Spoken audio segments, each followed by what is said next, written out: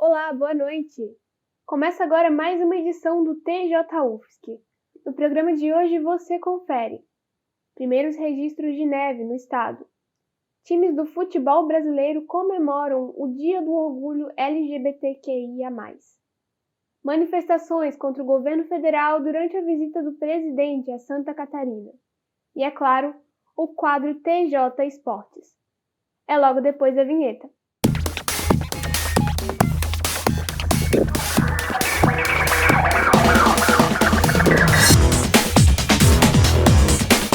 A semana começou congelante, principalmente para os moradores do Oeste e da Serra Catarinense. Estamos falando do primeiro dia de neve do ano, que ocorreu em 3 municípios do estado. De acordo com informações emitidas pelo Climaterra e confirmadas pela EPAGRE-CIRAM, Urupema, São Joaquim e Água Doce registraram o fenômeno nesta segunda-feira. Em São Joaquim, a temperatura chegou a 1 grau Celsius. Em Urupema, os termômetros apontavam 0,94 graus negativos por volta das 11 da manhã. Além disso, houve chuva congelada nas regiões de Urubici, Bom Jardim da Serra, Lages, Urupema e Abelardo Luz. O alerta para baixas temperaturas foi feito pela Defesa Civil na última quinta do dia 25 e segue valendo para o resto da semana. A temperatura mínima na Serra pode chegar a 7 graus abaixo de zero. E hoje é dia 28 de junho, também conhecido como o Dia Internacional do Orgulho LGBTQIA+. A data foi instituída como memorial da rebelião de Stonewall Inn, um confronto contra o preconceito e a discriminação que ocorreu em 1969, após uma abordagem policial violenta em um bar de Nova York. Times brasileiros como os cariocas Flamengo, Vasco e Fluminense literalmente vestiram a camisa para apoiar o movimento. Nas partidas do dia 27, as equipes entraram em campo personalizados com as cores que remetem à causa. Na rodada entre Fluminense e Corinthians, o capitão tricolor Nino jogou com a camisa de número 24, trajando uma abraçadeira arco-íris. Assim como o Fluminense, o Flamengo vai leiloar os uniformes temáticos pela plataforma Play for a Cause, e todo o valor arrecadado será destinado para instituições e organizações não governamentais relacionadas ao movimento LGBTQIA+.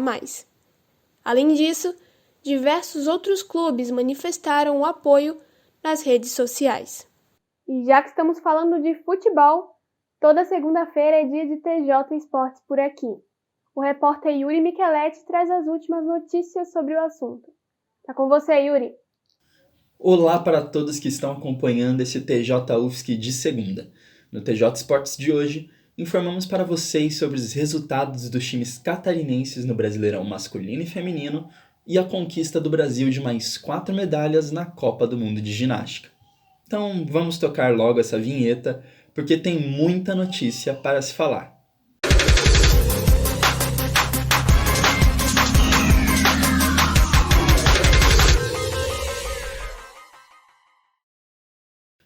Começando com o futebol, vamos falar dos jogos dos times catarinenses no Brasileirão masculino. Na Série A do Brasileirão, a Chapecoense empatou com o Atlético Paranaense nesse domingo. O primeiro gol saiu depois de Fernandinho receber na intermediária e chutar a bola. O goleiro acabou vacilando e Ignacio subiu e marcou para o Verdão. Aos 36, depois de algumas dificuldades para chutar o gol, o rubro-negro marcou com Kelvin nas costas da marcação. Na segunda etapa, o Atlético voltou bem mais empolgado, insistindo até conseguir marcar no escanteio com o Thiago Heleno. A Chape ficou correndo atrás do empate até Caio Nunes cruzar na direita e Giovani chutar cruzado, terminando o jogo em 2-2. Já na Série B, o Avaí derrotou o CRB na ressacada por 1-0 com um gol do atacante Jonathan. O primeiro tempo foi marcado pela pressão do time catarinense e criou boas oportunidades. No restante do jogo, o CRB até se fechou bem para evitar as finalizações da equipe, mas não conseguiu evitar o gol do atacante Jonathan aos 45 do segundo tempo. Com isso, o time catarinense saiu do Z4 da competição, indo para a 13ª posição. Finalizando a 7ª rodada da Série B, o Brusque pegou o Vasco no São Januário, uma partida que vai ficar na história. Não exatamente pelos lances e jogadas, já que o jogo demorou para começar, com a primeira finalização aos 15 minutos de jogo. No final do primeiro tempo, o Brusque até pressionou bem o time carioca, mas sem conseguir marcar. No segundo tempo, os jogadores do Vasco voltaram com tudo, sendo presenteados com um gol de Germán Cano, que logo depois fez uma comemoração simbólica para o futebol brasileiro e mundial. O jogador argentino ergueu a bandeira de escanteio que estava com as cores do arco-íris em apoio ao movimento LGBTQIA+. No entanto, Cano acabou levando o cartão amarelo do árbitro pela homenagem. Seguindo o jogo, depois do gol do Vasco, o Brusque cresceu na partida e numa desatenção da defesa, Edu acabou empatando o jogo. No entanto, a alegria dos brusquenses durou pouco tempo, pois aos 42 minutos, Léo Matos fez o gol da vitória dos vascaínos, terminando o placar em 2-1. Indo para o futebol feminino, na quinta-feira ocorreu a última rodada da primeira fase do Campeonato Brasileiro Série A1. O Avaí Kinderman jogou contra o Corinthians em Caçador e conseguiu um empate para garantir sua vaga nas quartas de finais do campeonato. O jogo foi marcado por pouquíssimas possibilidades para as duas equipes. No entanto, no segundo tempo, a lateral Carol, do Avaí, marcou, dando vantagem ao time catarinense. A equipe teria saído com seus 3 pontinhos garantidos se não fosse o golaço da camisa 7 Grazi, com uma pancada de fora da área no final do segundo tempo. Se o Avaí conseguiu se classificar, o Napoli de Santa Catarina não teve tanta sorte. O time já chegou à partida contra o São José de São Paulo com seu rebaixamento para a segunda divisão confirmado. Já o São José lutava pela vitória para conseguir fugir da degola. Essa vontade refletiu no primeiro tempo, já que o time paulista começou a partida com um gol de Cici aos 2 minutos. No lado do Napoli, as jogadoras pouco atacaram, tentando fechar mais a defesa para impedir as finalizações do time adversário. No segundo tempo, as catarinenses até tentaram reagir, tendo a chance de empatar o placar com um pênalti em cima de Nayane, mas a cobrança foi defendida. Aos 17 minutos, o São José ampliou para 2 com Ju Oliveira, terminando o jogo em 2-0. Agora indo para outro tipo de esporte, o Brasil terminou a Copa do Mundo de Ginástica com 7 medalhas, 1 de ouro, 2 de prata e 4 de bronze. Na última sexta, Rebeca Andrade abriu a disputa de barras assimétricas com uma performance excelente, conquistando o ouro com folga das outras competidoras. Na mesma categoria, Lohane Oliveira, também brasileira, dividiu o pódio com Rebeca, só que com a medalha de bronze. Além disso, o favorito das argolas, a Tuzanete, acabou ficando com a prata.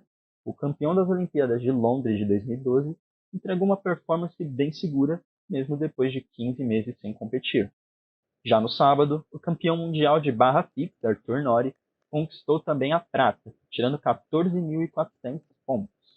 O ginasta brasileiro ficou perto de conseguir a melhor pontuação, mas foi batido pelo cipriano Mário Giorgio. Ficaram com bronze Rebeca Andrade na trave, Lohane Oliveira no solo e Caio Souza nas paralelas. É isso por hoje, gente. TJ Esportes vai ficando por aqui. Agradeço sua companhia. Semana que vem a gente volta com mais notícias para você. Tchau! Muito obrigada pelas informações, Yuri. Lembrando que agora às 20 horas o Figueirense enfrenta o Ipiranga do Rio Grande do Sul no Estádio Colosso da Lagoa. Mudando de assunto, no sábado, dia 26, houve manifestações contra o governo do presidente Jair Bolsonaro em Santa Catarina. O ato estava previsto para o dia 19, quando outras cidades do Brasil fizeram protestos, mas foi adiado por conta das chuvas no estado. Cidadãos de Itajaí, Jaraguá do Sul, Palhoça e Florianópolis ocuparam as ruas e mostraram seu descontentamento com as políticas do governo federal. Nós já perdemos mais de 500 mil vidas para uma doença que já tem vacina e hoje é dia de dizer que nós vamos perder também a paciência, que nós vamos perder também as ilusões, que nós vamos ocupar as ruas para dizer que só o povo salva o povo. Aqui em Florianópolis, os manifestantes se concentraram na Praça Tancredo Neves, em frente à Alesc, para pedir auxílio emergencial de R$ 600, vacina para todos e o impeachment do presidente Jair Bolsonaro.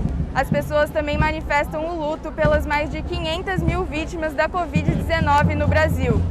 Os cartazes não deixam esquecer a marca assustadora que a pandemia atingiu no país. O número de mortes já ultrapassou a população total da cidade de Florianópolis. É um pesar enorme das famílias que perderam seus entes queridos, né? É muito triste ver que o presidente não está nem aí se perderam, se não perderam, que ele já deu várias declarações que zombando da cara das pessoas que perderam familiares, seus entes queridos, seus amigos, seus companheiros, companheiras, seus esposos, esposas, filhos, ele não está preocupado. Os manifestantes seguiram em passeata pelo centro de Florianópolis. A orientação dos organizadores foi o uso de máscaras, álcool em gel e distanciamento. Outras reivindicações do protesto foram a demarcação de terras indígenas, o fim da violência contra a população negra e o fim dos cortes nas universidades federais. Acho que é importante isso, é uma luta antirracista, uma luta por questão ambiental, da questão das mulheres, do gênero, das pessoas com deficiência, a juventude. Os estudantes vieram porque, enfim, a pauta do Fora Bolsonaro também é pertinente pra gente, né? Os cortes que estão tendo na educação, a diminuição do orçamento, está colocando em risco a nossa possibilidade de continuar estudando. Então, acho que uma das principais coisas que faz a gente vir hoje no ato é também em defesa da universidade, contra os cortes. No mesmo dia, o presidente Jair Bolsonaro estava em Santa Catarina e promoveu uma motociata com seus apoiadores de Chapecó a Xanxerê. Acompanhado do prefeito de Chapecó, João Rodrigues, Bolsonaro cumprimentou seus aliados sem máscara ou qualquer outra proteção contra o coronavírus. De acordo com contagens extraoficiais, 40 mil apoiadores estavam presentes, muitos deles seguindo o exemplo do presidente de não usar máscaras. O que esse governo está fazendo é impensável, é um crime contra a humanidade.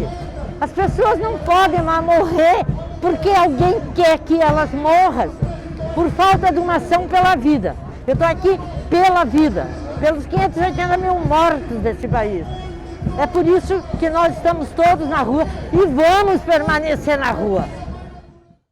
E para finalizar o programa de hoje, vamos aos dados atualizados da Covid-19 em Santa Catarina. As informações são da Secretaria de Estado de Saúde.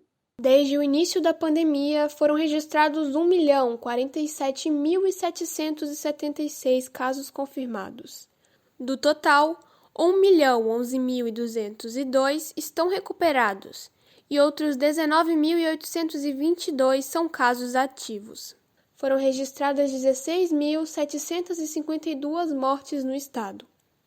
Até o momento, 35,03% da população catarinense já foi vacinada com a primeira dose. 11,11% já receberam a segunda dose da vacina. O TJ UFSC fica por aqui. Muito obrigada a você que acompanhou a edição de hoje e, é claro, amanhã voltamos com mais notícias. Tchau, tchau!